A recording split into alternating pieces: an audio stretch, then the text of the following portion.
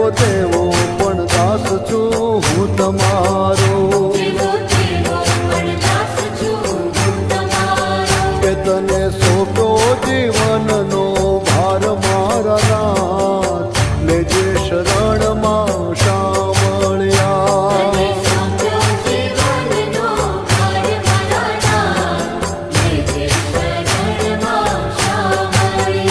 વાલા તારા શરણ